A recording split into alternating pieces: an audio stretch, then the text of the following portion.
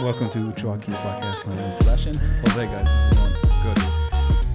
Good. So today we're going to talk about buying just any truck. We wanted to do a case study series. We'll see how that goes. We'll see what the feedback is. And the case study is about what we've experienced in the shop with owners, fleet owners, and what we see that we would like to share on some case studies, how things are going for an owner or if for a fleet when they're buying a truck. And I think we could extract some value out of that. What do you think? Yeah, definitely. Let's not get carried away and just buy the truck, the first truck that you see right off the bat. Yeah. Do your research. Hope there's a reason why we're doing this. Yeah. Help you guys out. Yeah. On the last episode, we had an owner-operator, small fleet owner, and he talked about it. He was like, do the research for the truck. Don't buy the first one you fall in love with. And that was a very good tip, for sure. And I think we started talking about what's happened for the last couple of weeks in the shop, and you suggested, hey, let's talk about that one particular case, because we do have a case in the shop that is something that we see quite often, and for whatever reason, I feel like we did everything that we could, and yes, now the bill is steep to fix and its emissions, obviously, so we'll get to that, but we're gonna try that, see how our audience if they like it, if they get value out of it. Hopefully. Yeah. What happened in the shop last week? So we had a 72. We did a back half on it. The synchro went out. Now we have that ultra automatic. shift. The auto shift 10 speed. We did. What did you do to it? Because that was something that we were trying to fix. But the XY shifter, right? Yeah. So we had harness issues. XY shifter was acting up on it. Once we got that going, we took it for a test drive, and the original complaint was that it was having trouble going in 8th gear. Mm-hmm. So we pulled it in. XY shifter was acting up. Harness issue was worn out. We got that settled. Took it for a test drive, and it was going from high and low range. It was acting up. It was just really bad. It wouldn't go not only to higher range. It would just start acting up. I took it for a test drive, and it would put it in two, and then it would just kind of try. It was looking for a gear. It was trying to get to that upper range and just couldn't. So we took it apart, and we found the synchro. Yeah, that was our second guess after the XY shifter. That was like, hey, it's probably the synchro. If the XY shifter is not going to work. So we pulled it out, send it to rebuild, and we'll have it tomorrow. Yeah, it happened today. We're gonna put a new clutch on there. Yeah, and then we had couple AC typical stuff, nothing crazy. I'm trying to think because there was so many things happening. I think that's pretty much it as far as. Oh, we have that one.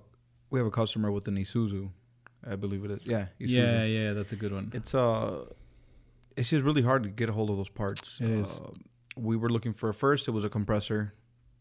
After that, we were looking for the fan on the condenser. Mm-hmm. That took a couple of days. And we just kept getting either the wrong parts, or we'll have it tomorrow. We'll have it in 3 days, and it just didn't. It was just a bad experience, and I feel sorry for the customer, but I think we're gonna stick to Class 8 trucks. Yeah, and we've helped customers in the past. We have one that has multiple units that. Not only he has a medium size and heavy duty trucks, but he also has some pickups. And I told him, I was like, look, I would love to, but it's just, we're not set up to do that. To service we don't have a lift vehicle, for an F-150, for example, right? Which he brought last time. I'm like, sorry, man, I hate to turn you down, but it just doesn't make sense for our shop, how it's set up. case study. Buying just any truck because it seems like a good deal. And do you want to give a little background on what the truck is? And Yeah, so it's a 2014 Freightliner Cascadia with the DD13. About what, 750 on the mileage? 750. Yeah, I believe so. Yeah. So yeah, 750 on the miles. After treatment issues, it derated on them. I for some reason can't remember if it's an automatic or manual. No, manual. It's a manual. Yeah. Because we have one more like that, and it's an automatic with the same customer. So, yes. Yeah, it's a 10-speed. Mm-hmm. Yeah, so it derated on them. We found out that it had a bad knock sensor. We went ahead and replaced that.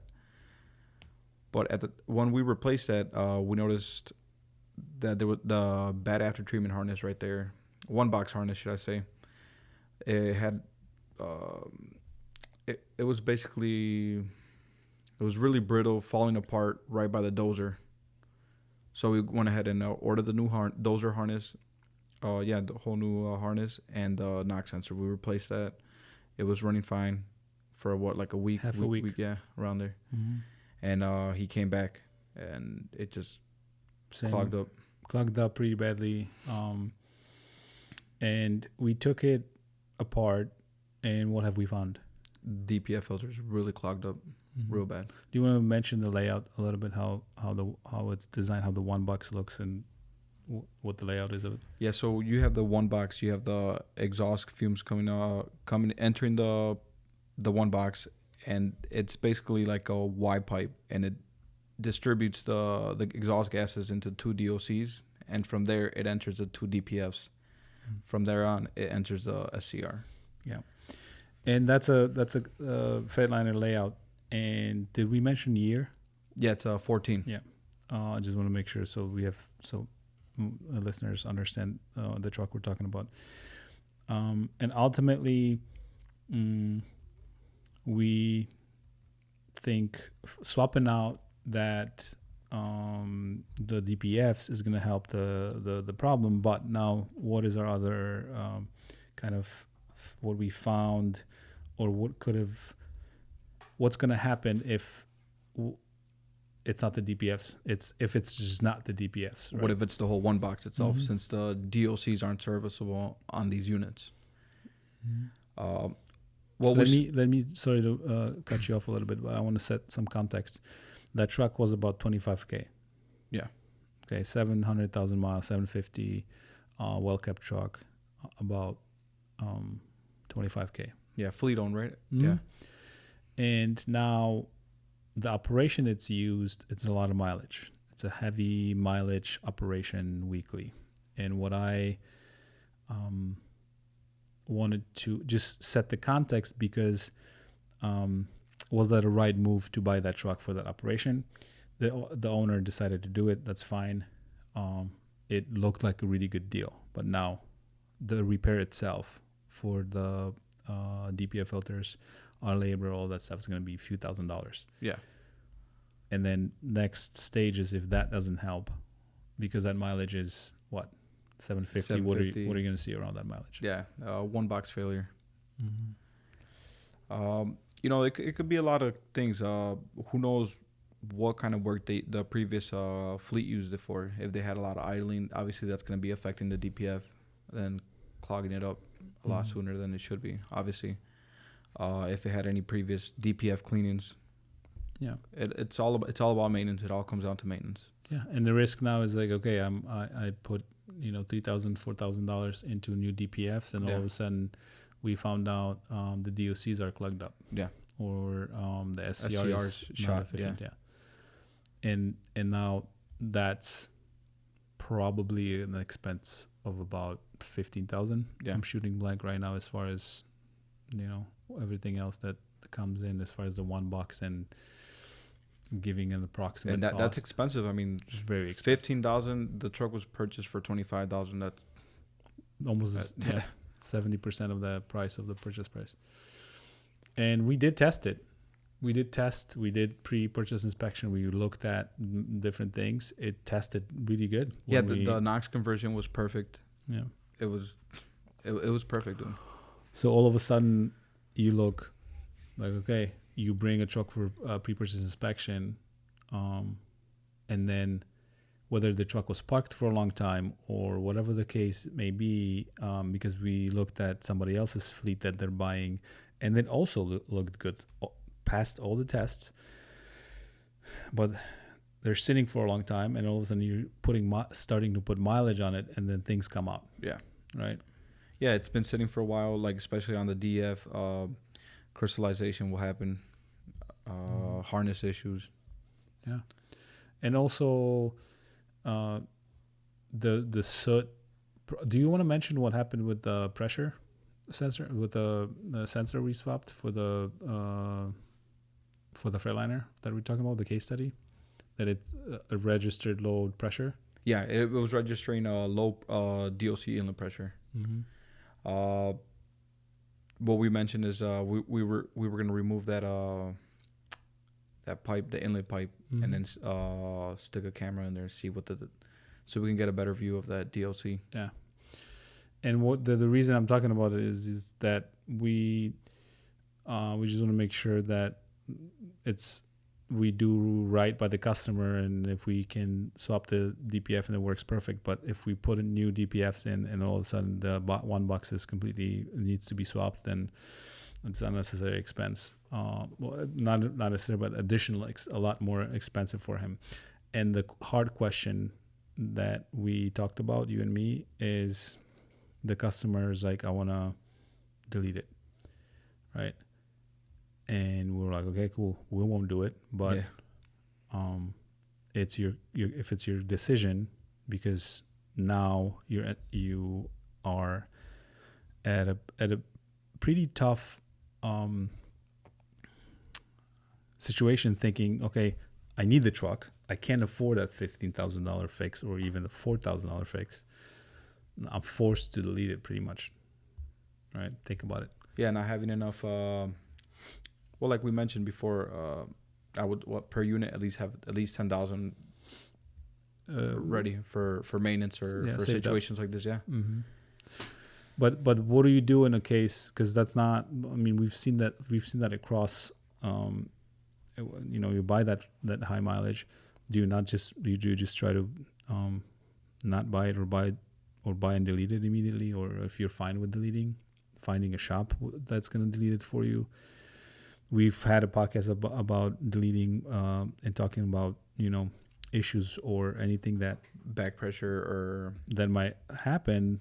But then how do you now find somebody that is going to do it right? The right, because I've had multiple conversations, especially with guys that already have deleted emissions or are planning to do it because it's expensive.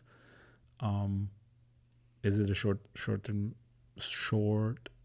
solution? Fix, yeah. Because I have some I've been running it for 2 years. I'm like, great. But if you're planning to keep that truck a little longer. But in those 2 years, how many miles are you driving? Is it OTR or is it like... Are you idling a lot? Yeah. Mm-hmm. So that has a lot to do with it also. That's also going to be affecting on how, obviously when it's deleted, how fast your SCR is going to get clogged up. Yeah. That's the common thing that we've been seeing. Yeah. Is that the SCR clogged up, and then all of a sudden... Or they do bad deletes, the way they drill the holes deep. We've seen it. Collapsing, yeah. It's a tough nut for that customer, and whether you delete or not, it will be, if they just want to get an additional few months to a year of that truck, then I mean, that's probably going to work. But you're risking your turbo going out. It's a definitely tough decision, because I wouldn't say like you would see the damage. Like from what we've seen, you won't see any damage within a year. No, it's going to be like a long term. Yeah. Like it will definitely get back to you. Like within what, 2-3 years? If you're planning to keep the truck, yeah. So if it's a short-term solution, then hey, go for it. I don't know. then it's an option that somebody should consider, because again, states are cracking down on those. Yeah, and it's gonna happen more and more. Well, it's gonna be more not right now, but it's not really nothing a big concern right now, I guess. But yeah, so just it did seem like a good deal, and the summary of all that is you're almost forced to delete it. Think about it. Right. Yeah, because like right now we just compare like you mentioned 70% of the value of the truck, the price. That's a big hit right there. Yeah. And then that goes to show like the trucks that you purchased. I told you right off the bat, I'm like, dude, that's fucking amazing. Like the warranty, that's if it's gonna cover something like that. Obviously they cover up to what's 600,000. Yeah, that's amazing. And they're at 300,000. So I have a few years left in them, but the thing that I wanted to mention is watch out who you're pulling for, because if you're now, like, if some carriers, obviously it's illegal, and it was like, hey, they found out you have deleted emissions, you're putting your contract at risk. Yeah. Right. And then that's more important to me than is it going to backfire on me? Because if you have a solid contract in place, dedicated runs, you have a good work lined up for yourself. So what I'm saying is check with your carrier. Obviously they're not going to tell you, Yeah, they're going to tell you no. But if they find out, then you're putting that at risk. Yeah, your relationship with them. Yeah. So the solution is don't delete. Buy a glider. Buy a glider. Yeah. We've talked about it so many times, and that's the best way to go. Yeah. Especially as a owner op. If you're going to go for an owner op as your first, you just got your driver's license and you have enough experience, you feel comfortable, you have capital, you want to go for an owner op, glider's the best way to go. What I can tell you about gliders is that as an owner op looking at gliders, you definitely want to dig into oil analysis. And we've talked about it multiple times. I'm not going to repeat myself, but we would have had a lot more info about our gliders if I did oil analysis in them. Yeah, we had a cam failure last week on one of our gliders. Mm-hmm. We replaced that. Which is a common thing for Detroit. But, yeah. It's nothing. It's not like a lot of labor. Mm-hmm. Nothing crazy. But crazy. But what would have happened if we didn't catch it? Right.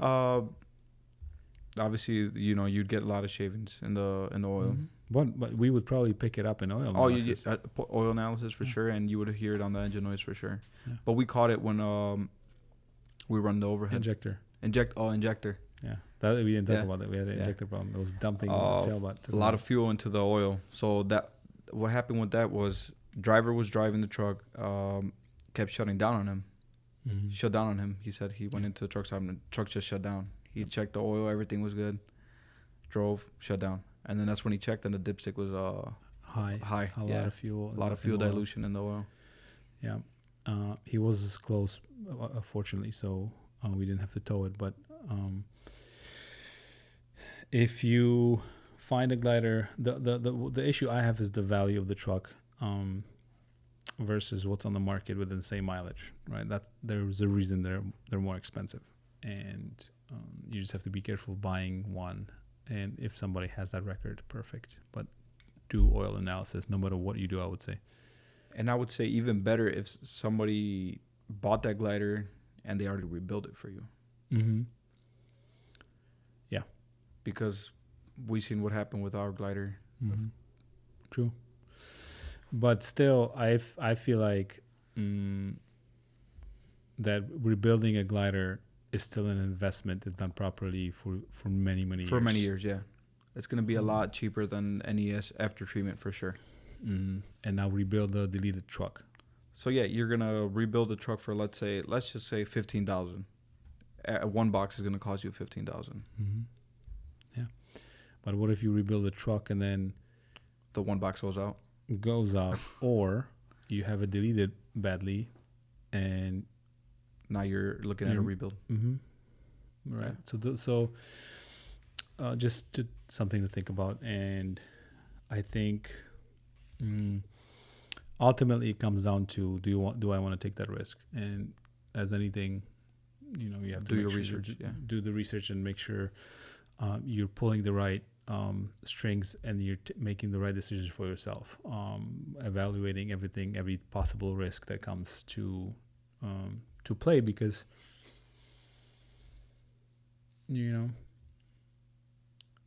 I think since it's been a while we've had emissions, states will crack down more and more on it. Yeah. Because it's been since 2008 where we started seeing issues at a level that's very expensive, and they'll find a way to enforce it, and that's something to think about. Anything else you want to throw in? I think we pretty much we covered a good majority of it. Yeah. Just stay safe, drive safe, subscribe, share, and we'll talk to you soon.